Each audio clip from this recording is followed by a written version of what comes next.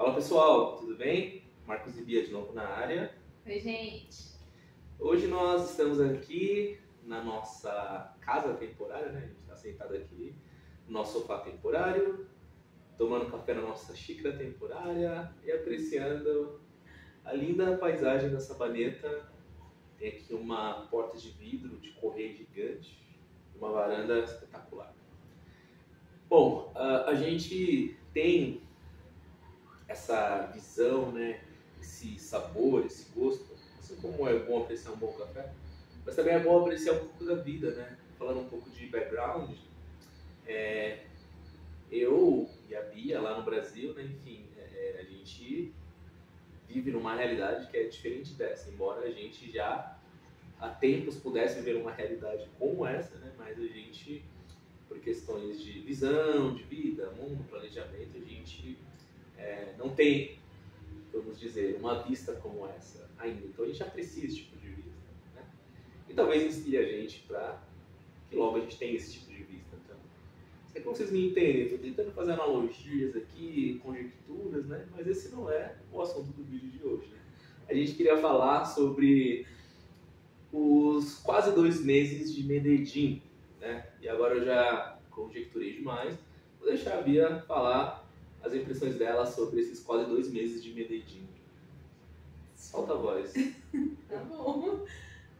Foram 2 meses bem legais, assim, acho não, certeza, muito intensos, porque a gente tá num lugar diferente, mesmo que a gente tá vivendo quase que como locais, assim, estando hospedado em um Airbnb como uma casa, então a gente faz compra, faz comida em casa, mas a gente vivencia outras coisas como turista também, então tem muitos lugares para conhecer. E aí a gente já, todo final de semana a gente faz alguma coisa, durante a semana também. A gente tem horários mais flexíveis, e aí o Marcos tem um horário mais flexível que trabalha mais assim, mas eu paro de trabalhar um pouco mais cedo porque o horário aqui é diferente, então eu paro de trabalhar, que são 4 horas, no Brasil são 6, então dá ainda para aproveitar o restante do dia. Então a gente consegue fazer muitas coisas nesses 2 meses. Então quando a gente para para lembrar tudo que a gente já fez, parece até que são mais do que 2 meses, né? Então foi tudo muito intenso, assim, ao mesmo tempo a gente ainda fala, poxa, mas ainda tem tanta coisa pra gente conhecer, mas sem tirar esse brilho de tudo que a gente já fez, que a gente já conheceu, que a gente já experimentou. Então, desde as comidas, os lugares, os passeios, a gente viajou, foi pra Cartagena. Então tem muita coisa assim que a gente viveu e que dá para lembrar, e acho que o que fica é esse acolhimento tanto que a gente teve, acho que tanto aqui quanto em Cartagena também, a gente foi super acolhido, super bem recebido. Isso também fez uma grande diferença, acho que é um olhar diferente também que a gente volta para o Brasil, pensando tudo que a gente viveu aqui nesse sentido. A gente foi acolhido, a gente não passou nenhuma situação em questão de racismo, de medo, de preocupação, a gente se sente seguro. Então acho que tudo isso torna esses 2 meses assim espetacular. Acho que não tem outra palavra para descrever. Isso. Isso aí, falou tudo. Não tenho mais nada para falar depois dessa visão que ela trouxe, né? Eu acho que é bem isso, né? Acho que talvez valeria dizer que tanto eu quanto ela, a gente não tinha um conhecimento do que é a Colômbia. O que chega pra gente esse soft power, né? Através de seriado, através de notícias, de televisão. Então, assim, a última coisa que eu soube, antes de começar a pesquisar para a viagem, que eu soube da Colômbia, foi um seriado da Netflix com o Wagner Moura como Pablo Escobar. Então eu vi através daquela lente, né, daquela perspectiva de narcotráfico. E isso aconteceu há 20 anos atrás, né? Então a Colômbia, ela não é mais assim, né? Ela não é mais assim há 20 anos. Então os governantes que passaram por aqui, hoje se tem um governo de esquerda, só que se teve governos de direita ao longo do tempo, né? Então, com seus prós e com seus contras também. Mas independente de partido político ou, enfim, desse espectro de governança, a cidade evoluiu muito. Então, em termos de cultura, em termos de infraestrutura, em termos de mobilidade. Uma das coisas que eles falam muito aqui é a mobilidade, né? Então, se criou um sistema de transporte público muito bom, né? Interligado. Então, você tem o metrô, depois tem uma espécie de trólebus, de bonde, né? Que vai no asfalto ali, um trem que vai no asfalto, super moderno, super bonito. Eu lembro de ter visto isso quando eu estava em Dublin. Em Dublin chama Luas, né? Aqui eu esqueci o nome. Tranvia. E também tem o bondinho, né? Então tem uma outra conexão que tem um bondinho que liga os bairros mais periféricos, né? Comunidades, bairros afastados. Então, com esse sistema de transporte, com essa mobilidade, as pessoas que estão muito longe, elas têm acesso, pagando apenas uma passagem, para vir para o centro da cidade. E a cidade de Medellín promove muitas coisas gratuitas. Desde que a gente chegou aqui, a gente foi em vários shows, feiras, eventos. Aqui tem coisas do tipo festa do amor e amizade. Cara, festa do amor e amizade, olha que parada louca. E aí todos os restaurantes, lojas, mercados decoram com corações, flores, bexigas.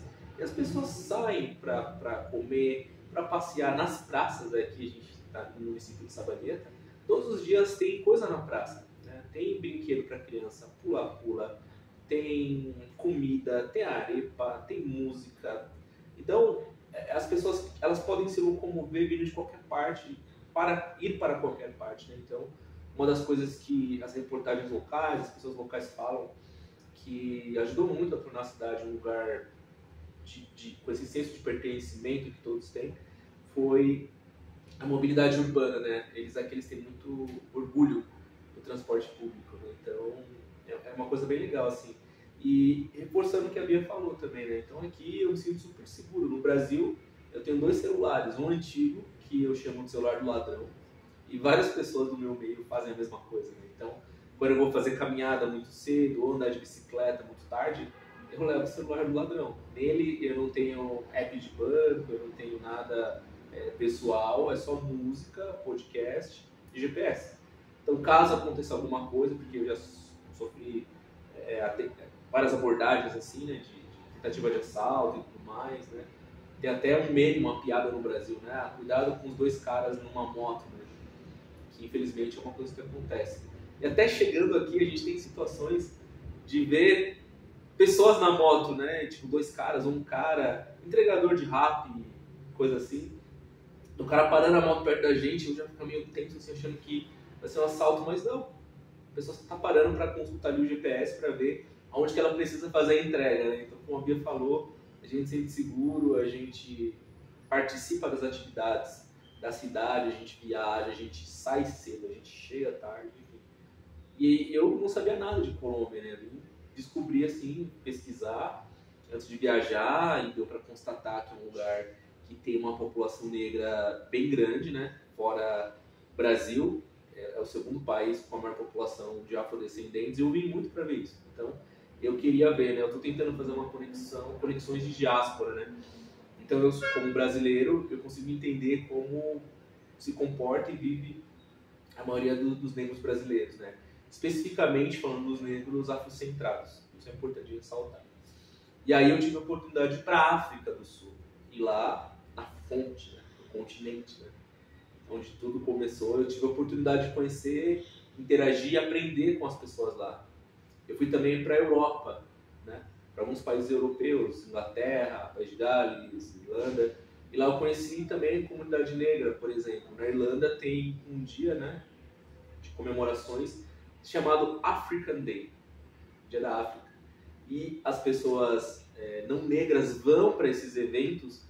E é uma coisa linda, você vê famílias de pessoas ruivas, de olhos azuis, celebrando junto com a comunidade negra, desfrutando da cultura, desfrutando da comida, desfrutando de palestras, aprendendo em conjunto, porque as pessoas estão mais abertas. E no Brasil, que é um lugar que tem uma população negra muito grande, existe algumas pessoas, um segmento da sociedade que critica, por exemplo, o Dia da Consciência Negra, né? Que tem esse estilo de que consciência humana, somos todos iguais. Então, quando a gente viaja, quanto mais a gente viaja, menos preconceituoso a gente fica, né?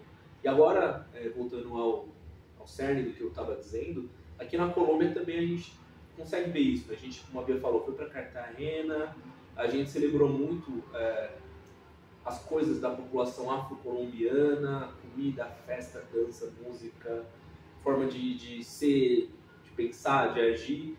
Isso foi fantástico, sabe? Então eu estou tentando fazer uma costura, né, de africanos do continente e de africanos de diáspora, né, para poder ter uma visão de mundo melhor do que eu tenho hoje, né. É uma visão meio, né, coisa meio viajante assim, mas é interessante de se pensar assim também.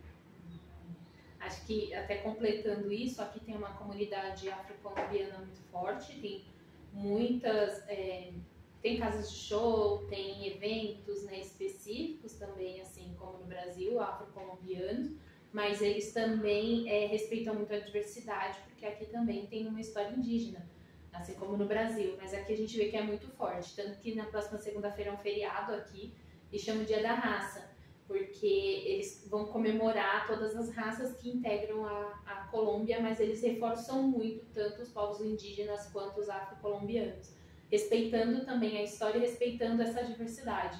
Então isso é legal. Por exemplo, a gente no Brasil tem o Dia do Índio, por exemplo, e a gente não comemora, não tem nenhuma comemoração específica, e é também nossas raízes. Eu posso dizer pela minha família, que parte da minha família também é descendência indígena, e a gente não tem essa comemoração, essa proximidade, essa visão, e aqui eles têm, tanto pelos afro-colombianos quanto pelos indígenas também. Então é legal ter um feriado nacional em que é para se comemorar essa diversidade cultural da história do país também. Então eles reforçam muito. Então vão ter eventos, vão ter coisas também na segunda-feira para comemorar e chama o Dia da Raça. A gente viu que em outros países da América Latina também tem esse dia.